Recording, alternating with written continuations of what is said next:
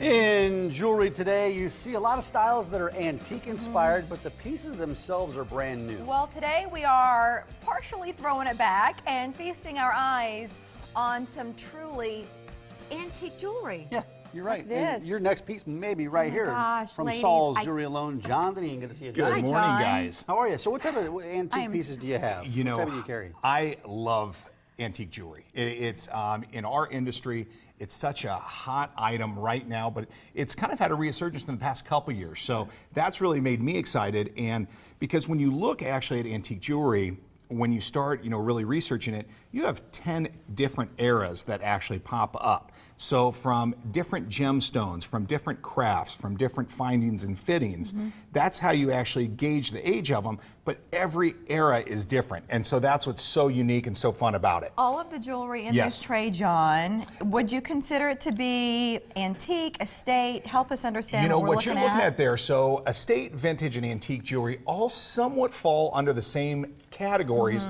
but they all are kind of defined a little different. So estate jewelry is all previously owned jewelry, where vintage jewelry is more about 40 to 50 years, and then with your antique jewelry, it's over 100 years.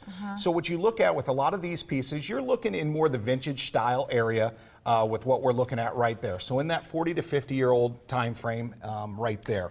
These pieces up here, I'd like to spend, Yes. if we could, just a little bit of time on them, because like this, that Yes. ruby to me, the quality of that stone, you don't see it as much You in new don't. jewelry. And these three pieces really are the typical hallmark of antique jewelry when you really look at them. The filigree, the looks of them, the mine-cut diamonds that you actually have. So that first one you're holding right there. Yeah, so mine-cut diamond is Yes. what, John, compared to So, without so like those your words? new European, brand new ideal cut style stones, mine cuts are actually cut by hand.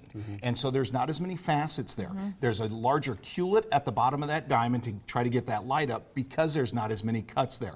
It was actually very popular in the early 1900s, and so that's why they used it with a lot of the antique jewelry. So it's a different looking stone, but that's also made a resurgence too, because people are starting to go, hey, do you have mine cut stones? Do you have those handcrafted stones that aren't cut by machines now? Right. And they look just This incredible. is like those old school lapidaries. It right? really This is. What they were And so cutting. these styles right here, as they zoom in kind of closer, you really see the heavy design. Yeah, And I think that's more what's exciting about antique jewelry is, from far away you can't really tell, but when you get up close, the craftsmanship and the working that they do with some of these jewelry pieces is just extraordinary. And for someone at home who's got antique hold on. pieces Yes. and they're going through some of that stuff, how do they date that stuff? You How know, do they look at it that is stuff? actually very difficult because what you're going to look at, like I said, that's a gorgeous Yeah, piece. like just this to really piece. John. Yeah, what era is this from? This is a gorgeous Chanel brooch right here. When you're starting to talk about vintage and antique jewelry, what you also have to look at too is costume jewelry. Because back in the early 1900s,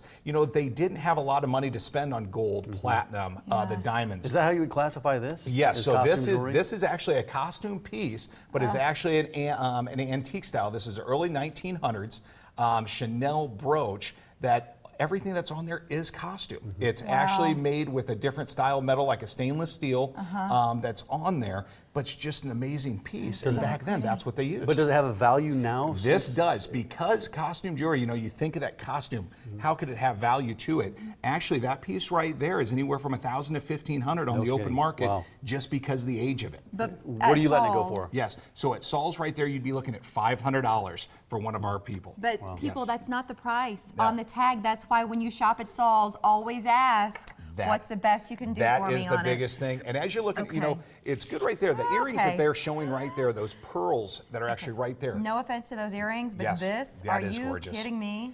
That is, once again, I wanted to kind of show, that's a 2.5 carat mine cut diamond. It's a little tough to see, but as you get closer to that Should stone, I try it on? I Would would that make it definitely easier to try it on. see? That would probably be the best.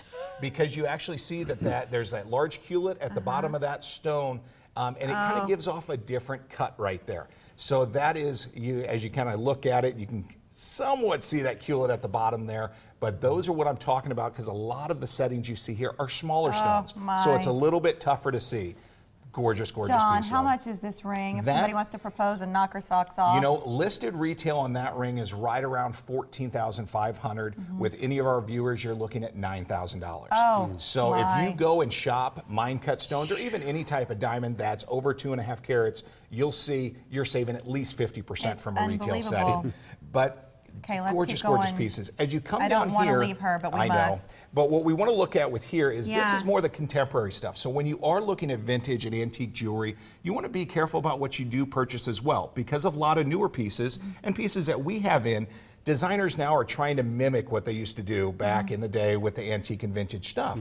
It's still not bad. It's more contemporary look, but you don't want to pay that vintage price. These bracelets are Yes. so cool. You know, they're so stunning, and really when you're looking at them, I automatically think, wow, you start dating, you know, back to the other bracelets you sometimes see, the heavy filigree styles. But these are all brand new designs that Yeah. designers have brought out, just trying to bring back that vintage time. Well, they call them like tattoo bracelets. Exactly. Or tattoo rings, that idea of a more delicate design. Correct. And then you have some watches too. We did. I brought in some watches because, unlike Wait. jewelry, watches are actually really easy to date. Is this a watch? Yes, that is a watch right there. That is a vintage. It's early 1940s. It's almost got How 5 do you carats flip worth of it diamonds. open to see the Flip it timepiece? right. There you go. Oh, there it is. Yep. Oh, look. So you pull it straight down and you got your little watch Yeah. back there. So the diamonds actually cover a little over 5 carats right there. Wow. But like I was How saying, much for that? That one's listed right around $8,000 right there. That's all gold and diamonds. That is all gold and diamonds. Gorgeous piece. But definitely, if you have a piece that you're wondering kind of time frame or if it is antique or vintage, bring it in to me. We'll take a look at it and I'll hopefully try to date Oh, it for and you. shop. You see Mary straightening up a little bit because Yes. last week you left this designer pendant. get my act She's together. excited about I this. love it. How it sits on the neckline. It's a Yeah. Kendra Scott designer piece. Pretty. 18 karat with what we call raw sapphires in the middle there. Nice, very thinly cut sapphires with almost 3/4 of a carat's worth of diamonds. Yeah. If sapphire, I love that piece, but if sapphires aren't kind of your deal, I have a huge selection of Kendra Scotts that we'll be showcasing on the show soon to show different colors, but gorgeous, gorgeous piece. And then this week, I wanted to highlight the antique style jewelry. So sitting on your finger is a 14 karat white gold.